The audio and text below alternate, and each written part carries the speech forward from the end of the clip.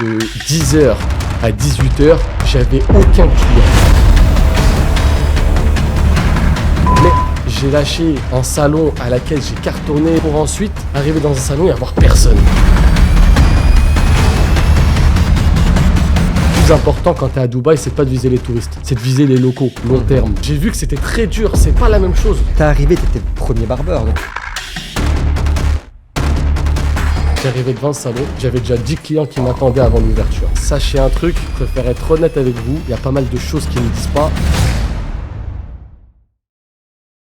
Salut Ous. Salut Fabio, comment tu vas? Écoute, en pleine forme et toi? Ça va, merci. La coupe te convient, la barbe te convient? Parfait, c'est carré.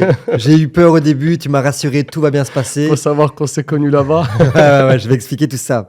Ous, ça me fait un super plaisir de t'avoir sur le plateau. Plaisir Dans ce partagé. podcast, je vais quand même recontextualiser la chose. En fait, je suis ici à Dubaï depuis presque un mois. C'est ça. Je recherche sur Internet, je recherche un petit peu partout le meilleur barbeur de Dubaï. Tu sais qu'on est parfois exigeant avec soi-même, on veut les meilleures choses pour soi-même. Et puis, je demande à mon barbeur, Mathieu Naïs, à Bruxelles. Je dis, tiens, Matt, t'as pas un barbeur à me conseiller sur Dubaï? Il me dit, écoute, dans les plus connus, regarde, il y a Barber Club Dubaï. Ous Barber, vas-y chez lui, il n'y a pas de problème, tout va bien se passer. Ouais, c'est bon, Du coup, je tape sur Instagram, je recherche le meilleur barbeur de Dubaï et je tombe sur plusieurs pages, mais je tombe sur la tienne et je dis, ouais, ok, lui, il a l'air bon. ça fait Il me fait penser à mon barbeur de Bruxelles. Je vais aller chez lui et puis je rentre dans ton barbeur, je prends rendez-vous, je rentre dans ton barbeur. Et en fait, il n'y a pas fallu, c'est ça qui est incroyable, il n'y a pas fallu plus de 15 secondes pour qu'on matche et qu'on connecte. Et je pense que genre 2 minutes après, j'ai dit ok, j'ai compris l'énergie qui est avant toi, j'ai compris le mec que tu étais et j'étais obligé de t'inviter sur ce studio pour tourner ce podcast parce que je pense qu'il y a des choses à raconter. Je crois qu'il y a un parcours assez inspirant de ton côté, mais voilà, on va en parler. Du coup, Ous, je te laisse te présenter. Ouais. En quelques mots, rapidement, dis-nous un petit peu qui tu es, ce que tu fais aujourd'hui. Ok, bon, bah tout d'abord, merci de m'avoir invité. Avec C'est plaisir. très gentil. Écoute, je m'appelle Majri Oussama, je suis barbier, très passionné, tout comme toi. Et c'est pour ça que je suis là aujourd'hui. Et voilà. Ous, tu es originaire de France, tu viens de C'est Paris, ça, c'est c'est ça? Quel a été un petit peu ton parcours d'adolescent? Quels ont été tes premiers boulots et comment tu t'es lancé dans l'entrepreneuriat en France? Et on va déjà commencer avec ça. Ok, alors faut savoir que je suis pas très dans les études, c'est pas mon point fort. Mhm. J'ai un grand frère, j'ai 2 petites sœurs, eux ça va, c'est leur point fort. Moi c'est pas mon point fort, je vais être honnête avec toi. Comme tout le monde, je J'étais un pense. peu la personne le plus en difficulté dans les cours chez moi, tu vois. Mhm. Donc j'ai fait les cours, il y avait mes parents qui étaient à côté, j'avais pas le choix et je le faisais. À partir de ce moment-là, je me suis dit, certes, je vais avoir des diplômes, mais pourquoi faire à la fin? Et là, je ne savais pas. Parce que je voyais plusieurs personnes avoir des diplômes, mais qui travaillaient pour travailler. Ils n'étaient pas contents, ils n'étaient pas heureux. Mhm. Et en sachant que moi, j'allais faire ça toute ma vie, je ne me voyais pas comme ça. Je Mhm. me voyais pas. Du coup, j'ai cherché, j'ai effectué pas mal de stages. En 3e, j'en ai effectué pas mal. Je suis même pas allé, il y a des fois où je ne suis même pas allé en cours pour effectuer des stages supplémentaires, pour effectuer dans plusieurs domaines à laquelle j'avais en tête, pour voir si c'est mon kiff ou pas. Mhm. Parce qu'à la fin, j'allais avoir des diplômes et je ne savais pas où ça allait m'emmener, tu vois. Mhm. Donc à la fin, je suis allé dans la plomberie. J'ai fait de la plomberie aussi. J'ai fait coiffeur. J'ai fait électricien. Et voilà, du coup, après, tu vois, j'ai fait de la plomberie. J'ai commencé par ça. J'ai mis une salopette rouge. Je peux te dire que je me voyais pas dedans. Ouais. Électricien, voilà. Et coiffeur, ce que j'ai vraiment bien aimé, c'est rendre beau les gens, les rendre contents, avec le sourire, avoir une discussion. Je suis quelqu'un avec le relationnel, j'aime bien. J'aime beaucoup le relationnel. Et de la vente aussi, du conseil. Et c'est pour ça que ce métier-là était bon pour moi. Ok, intéressant. En fait, moi aussi, hein, tu sais, quand j'étais adolescent, très mauvais élève à l'école, j'ai fait électromécanique, j'ai fait mécanique automobile, j'ai fait de la menuiserie, j'ai fait de l'électricité, j'ai fait de la plomberie, moi j'ai fait tous les métiers, j'ai fait de la maçonnerie aussi. Et il n'y a qu'une chose qui me passionnait, je me suis rendu compte un peu plus tard, c'est la création en fait, tu vois. Moi j'adore créer l'image, tu vois, c'est comme ça que je me suis lancé comme infographiste D'accord. dans la publicité, mais voilà, il y a quelques... Mais effectivement, alors, pour l'histoire, voilà, on n'est pas là pour parler de moi, mais je vais raconter l'histoire quand même, c'est que j'ai fini mes études en tant qu'éducateur, parce que je voulais absolument que ma mère, je suis le dernier petit dans la famille, j'ai 2 grands frères qui ont aussi raté les études, et je voulais quand même que ma mère elle ait un fils qui a un diplôme. Tu vois, et donc j'étais chercher ce diplôme d'éducateur pour ma mère, mais je savais très bien que je n'allais pas bosser comme éducateur. Mais je l'ai fait, j'avais cet objectif-là, et voilà. Donc tu vois, quelques points communs, mais je me suis vite rendu compte que j'avais cette fibre entrepreneuriale, cette fibre commerciale. J'adore aussi le contact avec les gens, tu l'as bien vu, j'adore. Je suis très bon vendeur, je suis voilà, dans la création, tout comme toi. Du coup, Ous, on avait compris, très mauvais élève à l'école. Tu essayes plusieurs choses, ça te convient pas, et puis tu te rends compte que tu aimes bien la coiffure, en fait, tu aimes bien donner la confiance aux gens, tu aimes bien les transformer, etc. C'est ça. Et du coup, tu m'avais expliqué que tu avais enchaîné plusieurs petits boulots pour commencer à capitaliser. Donc, du coup, au moment où tu te rends compte que tu aimes bien la coiffure, tu te dis, OK, est-ce que je vais travailler comme coiffeur dans un salon de coiffure ou est-ce que je vais créer mon salon? Voilà. Alors, quand je me suis posé dans la coiffure, je me voyais directement patron. Je me voyais patron parce que je suis une personne, ça a toujours été comme ça depuis petit, toujours délégué ou quoi que ce soit. J'aime bien prendre les devants. C'est Voilà. ça. J'aime bien prendre les devants et je pense avoir les capacités pour prendre les devants. Voilà, je vise toujours un peu plus haut. Du coup, quand je me suis mis dans la coiffure, le plus important, c'était d'avancer le plus haut. Donc, à partir de ce moment-là, je ne me voyais pas que coiffeur. Donc, qu'est-ce que j'ai fait? C'est simple. J'ai commencé, du coup, j'ai quitté l'école à partir de 16 ans, au niveau du brevet, je crois, Ouais. 16 ans. Et à partir de ça, j'ai fait des études dans la coiffure. Donc, j'ai fait 2 ans de CAP et 2 ans de BP. Mhm. Donc, pendant ces 4 ans-là, il fallait que je mette de l'argent de côté. Je me Mhm. suis fixé un objectif. Une fois que je prends mon diplôme, il faut savoir que le CAP, tu deviens coiffeur et le BP, ça te permet d'ouvrir ton salon et D'accord. une entreprise. Sans ça, tu ne peux pas. Mhm. Du coup, qu'est-ce que je me suis fixé? Je me suis fixé en 4 ans, économiser au max, mettre de côté pour ensuite aboutir avec ce que j'ai en tête. Donc c'est simple, quand j'ai commencé à travailler, déjà quand j'étais déjà en troisième, en troisième, en quatrième et en sixième aussi, je travaillais déjà au marché. Donc j'ai pas de honte j'ai pas honte à le dire, je viens d'une famille très pauvre, tu Mhm. vois. Donc il fallait ramener de l'argent. Si je voulais me payer des vêtements, me faire plaisir, fallait ramener de l'argent. Encore une fois, j'ai pas honte, tu vois. Là, ça m'a Non, permis mais, d'être débrouillard. Bien sûr. Donc je travaillais au marché Pablo Picasso et je suis là d'interpréfecture. Mon frère, il travaillait aussi là-bas, donc je l'ai suivi. Tu sais très bien, on prend bon exemple sur son grand frère. Je le voyais s'acheter des paires de shoes et tout. Je dis, ah, il est bien. Il m'a dit, vas-y. Je fais, bah vas-y, c'est bon. Donc après, je suis parti. Donc mon premier travail, ça a été de ramasser des cartons. Je te cache pas que ça m'a cassé le dos, hein. À l'heure Ouais. d'aujourd'hui, tu vois, je suis pas la personne la plus redressée au maximum, mais c'est pas grave. Et du coup, j'ai porté des cartons très lourds. J'avais déjà quoi, 14 ans. Je portais des cartons, je vendais aussi. Je venais à 5h30 à 5h du matin pour préparer un peu, faire les préparations. Mhm. Je venais à la fin déballer. Donc j'ai commencé par le marché. Une fois que j'ai eu un peu d'argent, j'ai économisé pour faire mon BSR, donc avoir mon permis scooter livraison. Mhm. Une fois que j'ai eu ça, j'ai combiné les deux.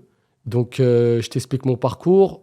Je travaillais dans une entreprise donc, qui faisait coupe hommes et femmes. Donc, quand tu fais un CAP, c'est toujours de l'homme et de la femme, Mhm. comme le BP. Donc, je travaillais. Et pendant mes horaires de fin, où je terminais à 19h et je commençais à 9h du matin, et bah, du coup, je prenais directement, je rentrais chez moi, je prenais mon sac et je partais directement livrer. Avec Hector Chicken, je livrais du poulet, tu vois. Mhm. Donc, je faisais ça jusqu'à minuit.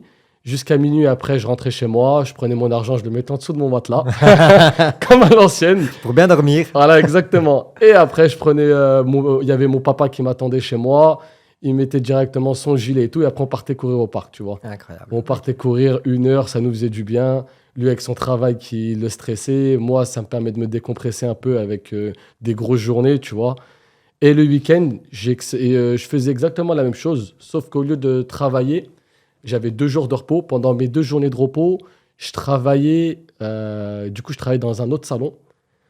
Donc, je vais t'expliquer clairement, hein. Avant, c'était compliqué. Comment te le dire? J'ai travaillé au Pablo. Voilà. J'étais étudiant, donc je ne pouvais pas forcément me déclarer à 100%. Donc, C'est quoi le Pablo? je travaille au Pablo. C'est une cité à Pablo Picasso. Ah, ok. Une cité à Nanterre. Je Ok. travaillais là-bas. Donc, je suis allé voir la personne, clairement. Je lui ai dit, écoute, moi, je suis prêt à travailler. Je suis un bonhomme, tu peux me faire confiance. C'est quand les journées où tu fermes. Elle m'a donné 2 jours à laquelle elle fermait. C'était le dimanche et le lundi. Et ça, c'était mes 2 journées de repos. Donc, je lui disais que le dimanche et le lundi, je pouvais venir ouvrir et fermer. Ah, ouais.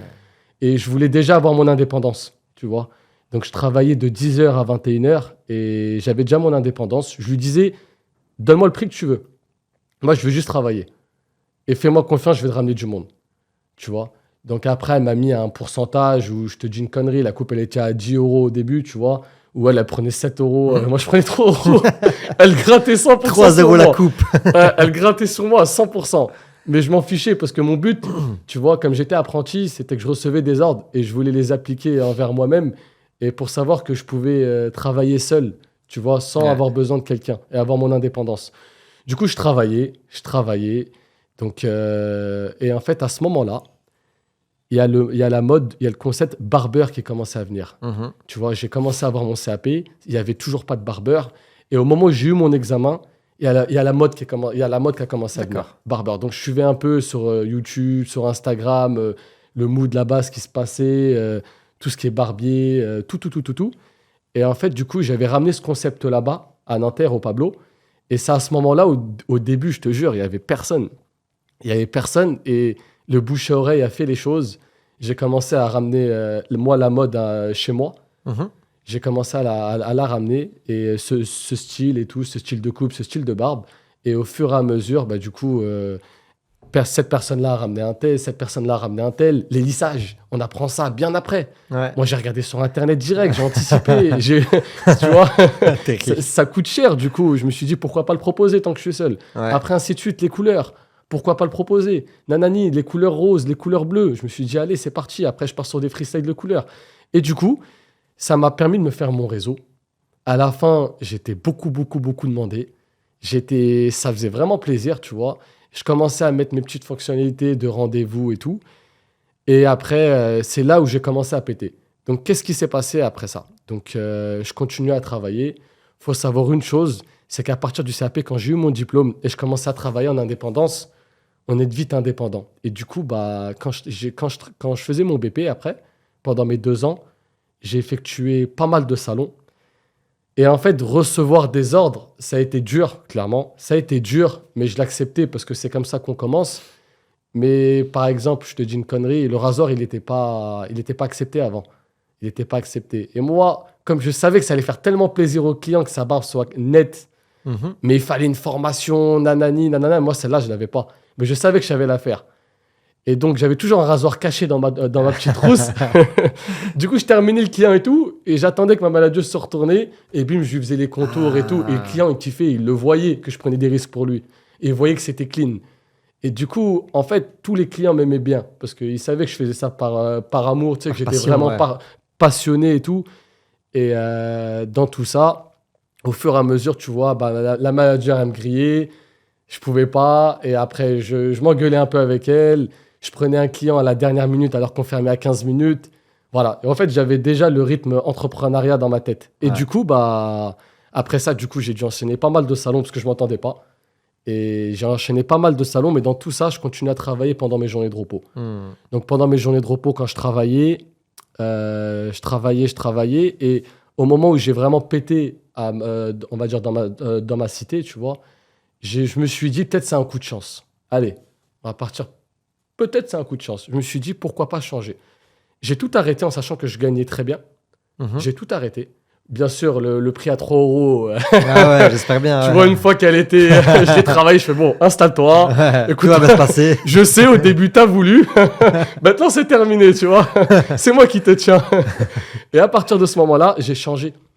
J'ai changé un autre salon qui venait d'ouvrir. Okay. Alors, je t'explique, j'ai pris beaucoup de risques, mais c'est pas grave. Je l'ai pris parce qu'il venait d'ouvrir. Je me suis dit là. Tu fais ce que tu veux. S'il marche, c'est grâce à moi. S'il marche pas, c'est que je suis pas encore prêt. Donc, je suis venu. J'ai commencé à travailler pendant la journée de repos à laquelle il fermait. Je continue à travailler aussi encore en apprentissage. Exactement. Ça, en apprentissage en tant que livreur au marché. Et je travaille aussi dans un autre salon. Tu vois. Tu enchaînes 4 boulots. Exactement. Je travaille dans un autre salon en semaine. Et là, ce que je t'explique, c'est pendant mes journées de repos. Voilà. Donc, je travaillais 7-7. Et quand je travaillais, tu vois, ce salon, il n'y avait personne. Je suis arrivé avec ma petite voiture que, tu vois, j'avais mis de côté, de l'argent que j'avais mis de côté. Je voulais me faire un peu plaisir, tu vois. Et du coup, je me suis posé, j'ai regardé le salon et je voyais de 10h à 18h, j'avais aucun client. Je me suis dit, merde, j'ai lâché un salon à laquelle j'ai cartonné, j'ai fait en sorte que mon nom soit là, pour ensuite arriver dans un salon et avoir personne. Tu vois, et avant, il n'y avait pas les réseaux pour dire je suis là, je suis là. Non, Si non, tu n'avais pas le téléphone, c'est mort. C'était compliqué, tu vois, et j'avais pas vraiment mon nom sur les réseaux. Et du coup, bah, franchement, c'est là, franchement, je me suis posé les bonnes questions. Je me suis dit, merde, est-ce que c'est pas une erreur? Après, je me suis dit, c'est pas grave. Au moins, là, comme ça, si j'ouvre un salon, je sais à quoi m'attendre. Et je te jure, franchement, j'ai cru en moi. Un client qui est venu, 2 clients, 3 clients, la semaine prochaine. Ces 3 m'ont ramené ainsi de suite, ainsi de suite, ainsi de suite. Et 3 mois après, grâce à Dieu, je te le dis dans les yeux, je me suis garé, j'arrivais, c'était sans rendez-vous, tu vois. J'arrivais avec ma petite voiture, j'arrivais devant le salon, j'avais déjà 10 clients qui m'attendaient avant l'ouverture. Franchement, je te jure, à quel Incroyable. point, ah ouais, j'étais Là, fier. t'avais le bon. J'étais Bah ouais, fier, tu ouais, vois. ouais, incroyable. J'arrivais et tout, franchement, j'étais grave fier de moi. Et à quel moment t'ouvres ton propre salon? Bah, à partir de ce moment-là, j'ai pris un stagiaire avec moi qui va commencer à aider pour savoir si je pouvais déléguer assez facilement. J'ai vu que, tu vois, alors, t'es jamais là, tu vois, t'en apprends tous les jours, mais j'ai vu que j'avais les capacités de gérer une personne. Donc, à partir de ce moment-là, une fois que j'ai pris mon examen, une fois tout ça, j'ai pris mon examen, j'ai pris mon BP, je me suis dit, allez, pourquoi pas? J'avais pas encore assez d'argent, tu vois, en 4 ans, tu peux pas ouvrir un salon Ah, attends, non, ouais. à mon nom, sans crédit, sans quoi que ce soit, tu vois. Donc, j'ai continué à travailler 1 an. Et à partir de ces 1 an-là, j'ai mis de côté suffisamment. J'ai pris un très gros salon qui est très bien situé. Je me voyais...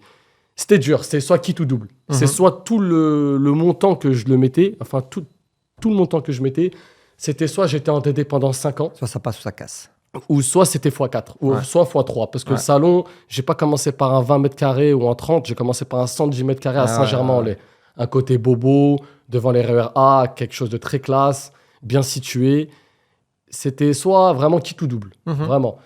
Donc de là, j'ai connu mon associé, quelqu'un qui me comprenait, qui a aussi misé sur moi, qui a mis avec moi. Et on a fait l'aventure à 2 jusqu'à là et jusqu'ici, je suis avec lui. Et là, ça pète, t'ouvres ton salon, ta Et clientèle là, te j'ouvre suit. mon salon et bismillah, tu vois, toutes les personnes à qui j'ai fidélisé depuis le début, ils viennent me donner de la force. Ouais. Ça fait plaisir. J'ai commencé avec 3 barbiers. Au bout de 3 mois, on a pété. Les 3 étaient complets. Ça fait plaisir, tu vois.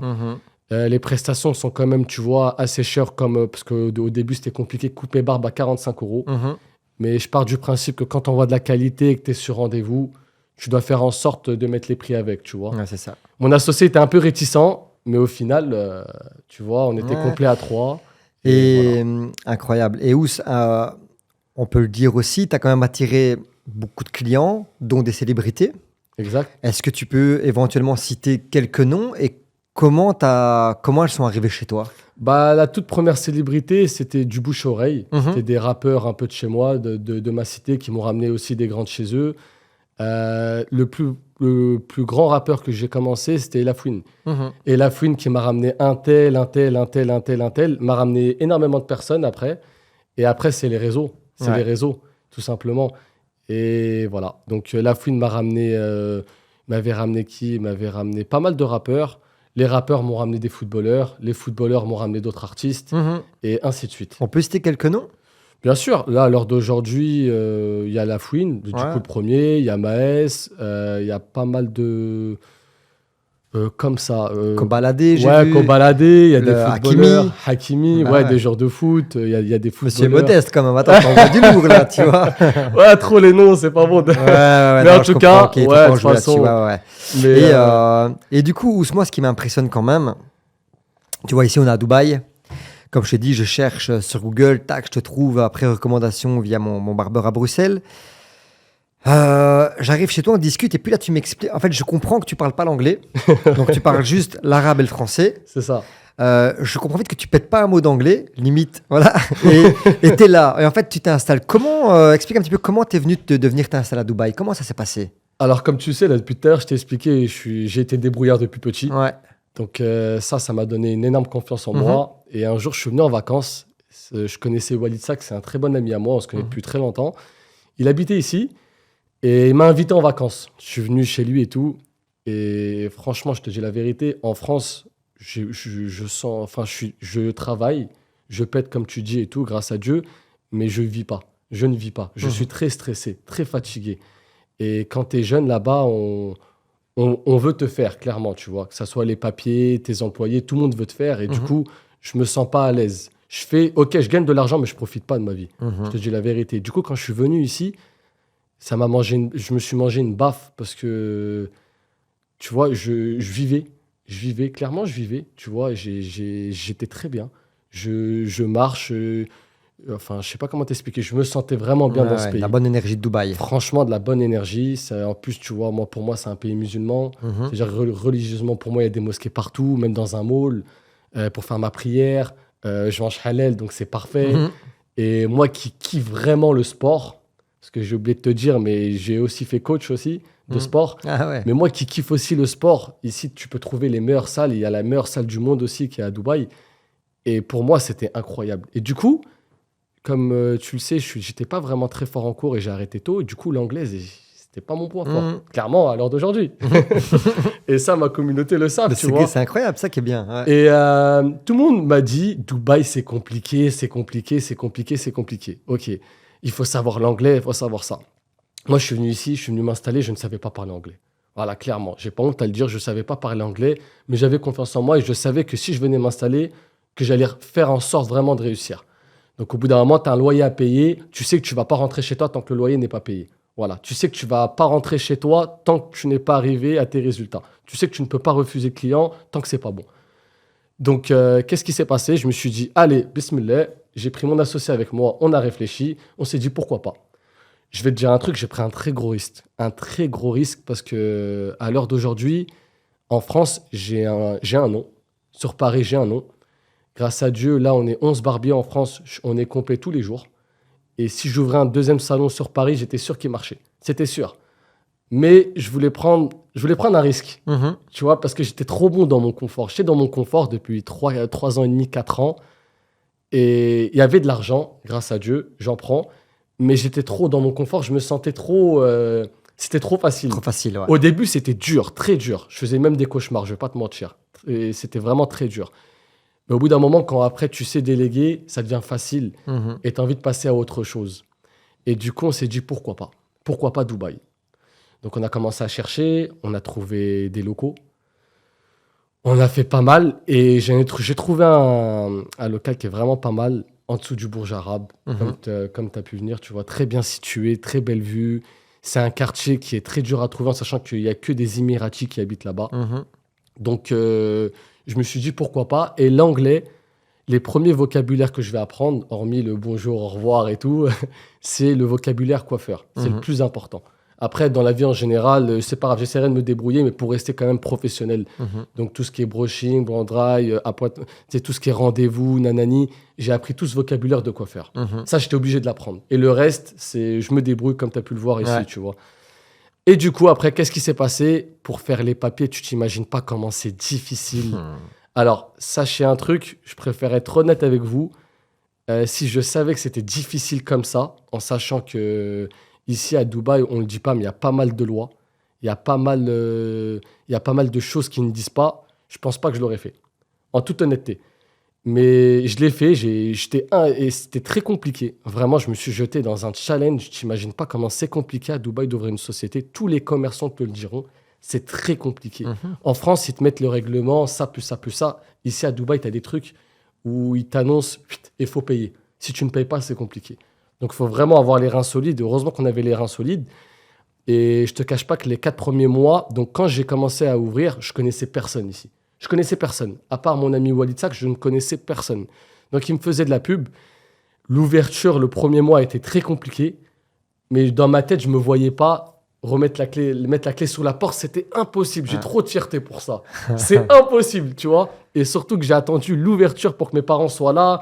Tu vois, je ne pouvais pas ouvrir tant que mes parents n'étaient pas là. Ouais. Tu vois, ils sont venus, ils ont vu le salon. Là, j'ai regardé, je me suis dit, c'est impossible de faire marche arrière.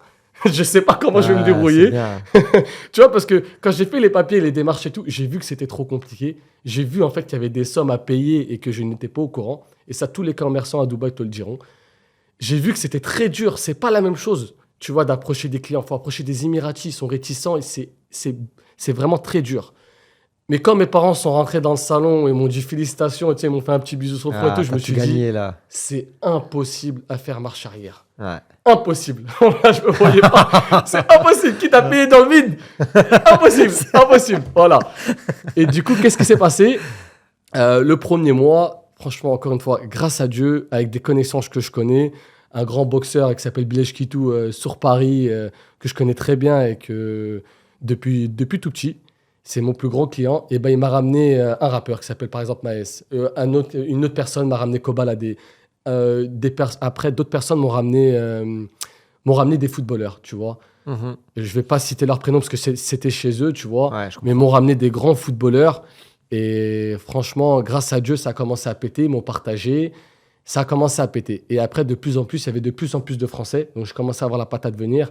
Il y avait de plus en plus de Français qui venaient sur Dubaï. Et les Français, ils venaient directement chez moi. Ça faisait plaisir. Mais le plus important quand tu es à Dubaï, c'est pas de viser les touristes. C'est de viser les locaux, long terme. Donc, on a fait des partenariats. On est en face du Bourj Arabe. On a fait un partenariat avec le Bourj Arabe. On a fait un partenariat avec les boîtes de nuit ici, avec les piscines. Et du coup, ça nous a ramené pas mal de personnes qui vivent ici et d'Imirati. Et c'est pour ça qu'on a visé le long terme. Les Français, grâce à Dieu, on les a. Mais c'est pas vraiment ce qu'on a été focus là-dessus, tu vois. Toi, par exemple, tu m'as connu dû à un autre barbier qui est connu en Belgique. C'est bien ça. C'est ça. Et entre bons barbiers, on se connaît. C'est-à-dire qu'on s'envoie pas mal d'artistes et aussi de clients et de rappeurs et de chanteurs, tu vois. Et du coup, voilà, c'est là où j'ai commencé à faire mon nom. C'est là où j'ai commencé à péter. Mon anglais était médiocre et à l'heure d'aujourd'hui aussi. D'ailleurs, il faudrait que j'aille faire des cours d'anglais, tu vois. J'ai la tête très dure, tu vois. J'aime bien le charme, on apprend au naturel et tout. Ouais, Au bout mais d'un c'est- moment, va faire un effort, t'as vu. Et du coup, voilà, j'ai ouvert mon salon. Je me suis fait connaître sur les réseaux. J'avais déjà anticipé. Donc, j'anticipe, je trouve un bon barbier. Il voit un peu mon travail, il voit le style que je ramène à Dubaï, il me suit. Donc, il s'appelle Nak Barber. Après, ainsi de suite. Les gens, une fois qu'ils voient notre travail, notre kiff, ils m'envoient des messages. Je fais des très bons recrutements et j'essaie de déléguer au maximum parce qu'il ne faut pas oublier que j'ai un salon sur Paris. Il ne faut pas que je délaisse aussi mes clients que je fidélise depuis 17 ans, tu vois. Et du coup, je fais pas mal d'allers-retours. Et je faisais 6 mois. Et mon but, c'est de déléguer au maximum pour continuer à s'agrandir, tu vois. Tu parles de recrutement. Comment ça se passe le recrutement ici? Parce que quand t'es arrivé, tu étais le premier barbeur, donc tu étais seul dans ton salon. Ou bien tu avais J'étais- déjà fait du recrutement Alors, auparavant? j'avais déjà anticipé, Ouais, ah ok, tu vois, d'accord. pour voir... Ça a été facile de recruter? Non, Parce qu'il y a ta patte. Je veux dire, les gens, Exactement. ils viennent pour du house barber, entre guillemets. exactement. Ils viennent pour ton style. Tu les as formés? Comment ça s'est passé? Alors, je t'explique. À Dubaï, ils ont une manière à l'ancienne de coiffer. Hmm. Ils vont te remonter le dégradé trop haut. Ils vont essayer de te tailler la barbe trop nette. Mais il n'y a pas de style. Et faire ça à tout le monde, c'est pas beau. Mhm. Moi, comme tu vois, j'ai fait des cours de visagiste. Ça m'a beaucoup aidé. Ça m'a beaucoup aidé. Ah ouais. Je sais comment te faire perdre te faire perdre du poids sans faire du sport. C'est comme si tu partais 3 mois à la salle, tu vois. Si tu tapes un dégradé et tu affines bien au niveau de la mâchoire, au niveau du fade juste ici, ça va te permettre d'affiner tes joues, tu vois. Ok. Si tu désépaissis juste tes angles, ça va te permettre d'élargir ton sourire. Si tu montes un peu plus, ça va te permettre de donner de la matière au-dessus. Il y a beaucoup de choses en fait à analyser et à analyser aussi au niveau du visage. Du coup, une formation, c'est compliqué, tu ne peux pas montrer comme ça. Ouais. Donc la personne est venue m'observer pendant que je coiffais pendant 1 mois. Le premier barbier, il a compris. C'est comme ça que je fonctionne en général. Mhm. Et après, je lui laisse des clients, il ramène des modèles, je le forme et tout. Et à partir de ce moment-là, je lui pose mes clients. Mhm. Et ainsi de suite. À chaque fois qu'il y a des barbiers, je leur montre, tu vois, je leur dis observe, c'est comme ça que tu apprends. Mhm. Observe. Et à partir de ce moment-là, ils commencent à comprendre le style. Et après, tous les soirs, avant de partir, je leur expliquais un peu, quand il y a des visages un peu trop longs, qu'est-ce qu'il faut faire, comment redonner du volume, avoir un aspect naturel, Mhm. comment fidéliser un peu plus le client. Je leur donnais des conseils au fur et à mesure, tu vois. Ouais, bien. Et c'est comme ça que j'ai réussi à fidéliser parce qu'à l'heure d'aujourd'hui, toute mon équipe Barber Club a un peu l'aspect, on a tous le même aspect du travail et les mêmes finitions, tu vois. Ah non, c'est bien. Après, chacun a sa patte. Et ici à Dubaï, tu proposes, j'ai vu que tu proposais des services de manucure, pédicure. C'est aussi des choses que tu fais à Paris? Ou bien c'est typiquement ici? Ce que je faisais à Paris, j'ai même une salle en dessous, j'ai un sous-sol où je faisais ça. Ah, J'ai voilà. même une dentiste aussi Ok. sur Paris. Ah, ouais, ouais. Et j'ai tout essayé, tu vois, et j'aime bien. Mais c'est assez innovateur parce que est-ce qu'on a l'habitude de voir ça en France? Non, Voilà. j'ai essayé et justement, j'ai essayé, Mhm. mais en France, les Français sont trop réticents. Et donc tu fais 6 mois Paris, 6 mois Dubaï. C'est ça? Ça, c'est grâce au fait que tu as bien pu déléguer. L'art de déléguer, on en parle souvent dans l'entrepreneuriat, c'est important. Moi-même aussi, je suis bon dans l'art de déléguer. Fédérer les équipes, les manager, tout ça, c'est super important. Au niveau Au niveau de ton parcours aussi, est-ce que tu as rencontré à un moment donné des échecs profonds, puissants? Alors, est-ce que j'ai rencontré des échecs Des grosses... Alors, hormis les difficultés de te lancer, ton chemin parsemé d'embûches où tu n'as pas vu venir des coups ici à Dubaï qui n'étaient pas prévus, etc. Bon, ça, on va appeler ça des difficultés, mais vraiment des échecs dans ta vie, même avant de venir ici. Est-ce que tu as dû à un moment donné faire face à ça, la perte de quelqu'un, d'un cher qui a été game changer dans ton parcours? Pour l'instant, je dirais que non. Bah, Franchement, pour l'instant, je dirais que non. Après, certes, il y a des échecs, tu te doutes bien, comme je fais 6 mois, sentiment parlant, c'est compliqué, tu vois. Donc, ok. à part la famille aussi qui me manque beaucoup, c'est un choix de vie. Ça veut dire que si j'ai pris ce choix-là, il faut que j'assume jusqu'au bout. Pas d'enfant. Pas d'enfant, pas de femme, Voilà. célibataire, travail. J'ai déjà combien là? J'ai quand même 25 enfants avec mes employés. C'est ça, 25 employés, c'est important de le dire. C'est 25 employés. Ouais. Et tu vois, il y a beaucoup de choses à gérer, on dirait pas. Mais après le salon, je vérifie si tout se passe bien là-bas. J'ai mon associé avec lequel ça se passe très bien. Il gère Paris. Ta manager, donc ton associé, lui, gère le salon de Paris. Exactement. Franchement, il fait ça très bien, grâce à Dieu. C'est comme ça qu'on s'agrandit, lui et moi.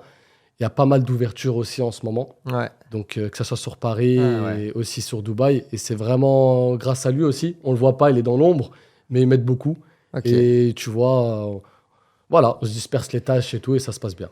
Donc ça, c'est l'avenir de Barber Club, l'avenir de tes barbeurs. C'est ça, c'est l'ouverture de plusieurs salons en France, plusieurs salons ici à Dubaï. Tout ça en étant à moitié à distance, grâce au fait d'être associé. Donc, tu n'aurais peut-être pas pu y arriver sans associé. Et donc, ton assos, lui, t'en parles souvent. J'ai l'impression qu'il est important pour toi. Est-ce que tu veux le faire intervenir ici dans l'épisode? Est-ce que c'est important pour toi? Est-ce que tu veux faire un call vite fait avec lui, qu'il explique un petit peu parce que tu me dis que lui gère Paris, toi tu gères à Dubaï, donc toi tu es ici au soleil, tu t'éclates, tu vis. Je vois que tu vas à la salle de sport à 3h du matin. Attends. On essaie de s'en sortir. À 3h du matin, je vais à la salle. Voilà. Et lui, il est à Paris. Bon, je voudrais bien en avoir la preuve. Ouais, bien sûr. Ah, tiens, je vais l'appeler. Mets-le sur Mais haut-parleur. lui, il faut savoir, après, il est marié, il a des enfants. Ah, voilà. C'est pour ça qu'il ne peut pas trop se déplacer. Comment il s'appelle? Attends, il est occupé. Attends, je vais essayer de le rappeler. Il s'appelle Farid. Farid. Même parcours que toi. L'adolescence, galère, difficulté, persévérance. L'école, c'est pas trop pour ça. Voilà, c'est ça, on le cesse de répéter dans l'entrepreneuriat. Il faut rien lâcher, en fait. Tu vois, croire en ses rêves, se fixer des objectifs, mettre tous les moyens pour y arriver. J'imagine que tu as aussi... tu t'es aussi privé de certaines choses, peut-être, parce que comme tu as bossé 7 sur 7, je veux dire, tu sortais pas... Mais c'est pas grave. Ah non. Tu t'es privé de beaucoup de choses étant jeune. Toi, t'as quel âge aujourd'hui, Ous? Là, j'ai 27, je viens d'avoir 27 ans. Ouais. Ouais, c'est ce qu'on disait avec mon ami. En fait, dans tout ça, certes, je me plains pas. Ce que je suis aujourd'hui, je suis très content, grâce à Dieu. Mais certes, notre adolescence, on l'a pas kiffé à 100%. Ouais. Franchement, je suis honnête. Je suis presque jamais sorti en boîte.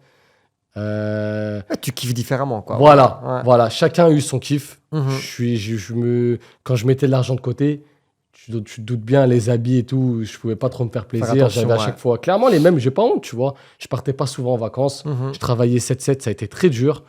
Mais je me suis dit que j'allais prendre mon mal en patience et que je kifferais plus tard. Là, je suis jeune, autant tout envoyer maintenant. Et par la suite, je kifferais quand je serai avec mes enfants, ma femme et tout, tu vois. Si tu devrais parler à Ous de 18 ans, tu lui dirais quoi? Franchement, continuer sur cette voie-là. D'être déterminé, d'avoir confiance en soi. Et même s'il y a eu des moments difficiles, de fermer les yeux et de continuer. Croire en ses rêves, aller jusqu'au bout. Exactement. Tu vois, franchement, depuis gosse, j'ai eu un rêve, c'est de tout péter. Tout péter. Et franchement, grâce à Dieu, j'ai toujours le même rêve à l'heure d'aujourd'hui. Toujours les mêmes ambitions. C'est de continuer à aller de l'avant. Ouais. Et voilà. Tu vois, franchement, il y a pas mal de difficultés. Hein. Vraiment, très dur. Hein. Ça, personne ne voit. Tu vois, personne on voit jamais la face cachée de l'iceberg. Exactement. Tout le monde voit la réussite. Bah oui. Mais surtout, moi, même quand les personnes me connaissent, je montre pas un peu mes faiblesses et j'arrive pas à montrer de la tristesse et quand c'est dur, tu vois. Tu vois, ici, c'est un bon exemple aussi. Je t'ai envoyé un WhatsApp hier. Je t'ai dit, tiens, où c'est ce que tu coiffes le dimanche? Tu m'as dit oui. Bien sûr. Mais tu vois, c'est ça le service. Mais c'est incroyable.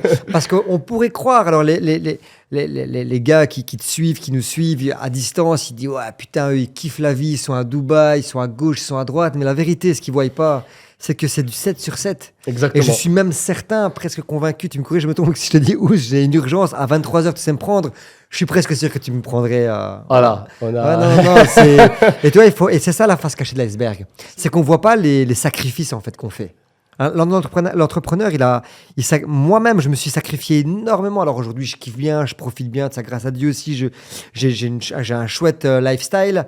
Mais derrière ça, j'ai bossé des heures incalculables. Tu sais, moi, j'avais donc mon agence de pub au centre-ville, dans ma région.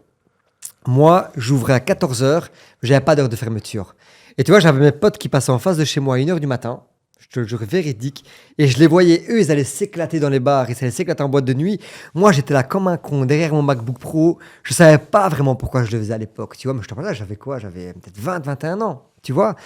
Là, je bossais, je les voyais passer. Ils revenaient de boîte de nuit, 4-5 heures du matin, je te le jure, j'étais encore là. Et c'est pour ça que j'ouvrais à 14 heures, parce que je savais pas me réveiller. Au moins, tu connais tes points faibles. Ouais. Mais pareil, j'avais des gars, ils passaient à 2 heures du matin pour me commander une créa, une affiche, un flyer. Ils venaient récupérer leur commande. C'était la folie, mais les gens qui me connaissent pourront te dire. Mettez des commentaires si vous écoutez ça ici, si vous m'avez connu derrière le bureau. Et c'est ça, en fait, tu vois. Et les gens, aujourd'hui, ce qui fait qu'on est aujourd'hui, c'est parce que derrière, on a trimé. Tu as levé des cartons, tu as enchaîné 4-5 jobs, tu as fait des coiffes à 3 euros. Tu vois, ou aujourd'hui, je sais pas, c'est combien la coupe barbe chez toi ici à Dubaï? Déjà, pour en revenir à ce que tu dis, moi, je trouve pas que tu as été con. Hein. Mais non, bien sûr que non, j'ai pas été con, je regrette trouve que absolument justement, pas. Tu as été malin. Ouais. Et moi, justement, quand c'était mes amis qui partaient en vacances et que je travaillais dur, je te jure, dans ma tête, je rigolais parce que je savais que là, à l'heure d'aujourd'hui, j'avais un coup d'avance. Ouais. Et c'est ça qui m'a permis d'avancer. Et c'était quoi ta question, excuse-moi? Je disais... c'est vrai que tu m'as coupé. Non, mais c'est ça, il n'y a pas de regret aujourd'hui, tu vois. Tu sais pas trop pourquoi moi, personnellement, je savais pas trop pourquoi je le faisais, mais aujourd'hui, je comprends, tu vois, et c'est ce qui fait qu'on en est là aujourd'hui. Mais voilà, on parlait de la face cachée de l'iceberg, c'est la passion. Et la passion, voilà, parfois, elle peut te faire perdre de l'argent, parce que quand tu es passionné, tu travailles sans vraiment compter, tu donnes plus, en fait, tu promets moins, tu délivres plus. Et ça, je le vois aussi avec mon associé Cédric dans l'agence de vidéo que tu as vu. Ouais, tu très vois, gentil. Le mec, t'as capté ou pas, le mec, good vibes. C'est un fou furieux. Non, mais j'aime bien. Il est aussi jeune comme nous. Il a beaucoup de choses à apprendre. Mais le mec, il a bien compris que il fallait pouvoir donner sans compter aussi, tu vois. Et hélas, beaucoup de gens sont pas comme nous parfois dans le partage. Et tu vois, Dieu nous a donné énormément de choses, énormément de chance dans la vie. Mais aujourd'hui, je pense qu'on a un rôle, c'est de le rendre, de le partager, et il faut faire plaisir aux gens qui nous entourent. Exactement. Voilà, c'est important. Mais écoute, Ous, en tout cas, incroyable. Si aujourd'hui on devrait, voilà, on va clôturer cet épisode, le premier, parce que j'ai vraiment envie de te reprendre dans une deuxième cesse aussi. Si voilà, l'heure elle est passée, mais si tu devrais clôturer ce podcast, je te laisse la parole. C'est quartier libre, on est chez toi, on est à Nanterre, on est à Bourges à l'Arabe, c'est comme tu veux. Tu vois, si tu avais un seul conseil à donner, si tu avais un seul élément, une seule chose à dire, qu'est-ce que tu pourrais dire? C'est libre à toi, tu dis ce que tu veux, ça prend le temps que tu veux. Foncez, n'ayez pas peur des échecs. C'est ça qui feront votre réussite, clairement. N'ayez pas peur de miser sur vous. Parce que quand vous misez sur vous, vous êtes sûr, vous ne pouvez pas échouer. Parce que vous avez tellement envie que vous ne pouvez pas faire une marche arrière et la peur, tout ça. Vous ne pouvez que avancer, que réussir. Franchement, si j'ai des conseils à donner, avancez, n'ayez pas peur. Et les échecs, c'est ce qui nous permet d'avancer et d'apprendre dans la vie. Qu'on les apprenne tout de suite ou plus tard, on les apprendra. Donc foncez tant que vous pouvez, foncez et surtout n'ayez pas peur. Sortir de sa zone de confort. Exactement. La zone de confort, c'est...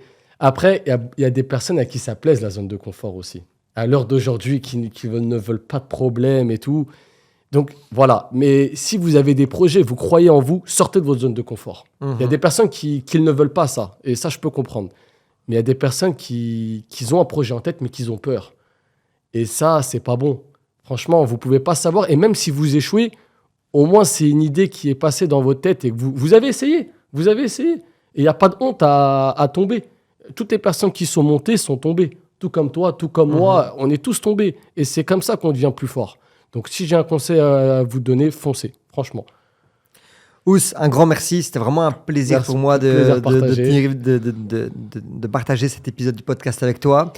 Pour ceux qui nous écoutent jusqu'au bout, et je vous respecte, n'oubliez pas, Vous mettez un commentaire, vous posez toutes vos questions, vous mettez un like, vous vous abonnez, vous envoyez de la force. Ous Barber sur Instagram, Barber Club, t'inquiète. Et Merci. comme il dit Ous, tout va bien se passer. Allez, à plus. À bientôt. Merci.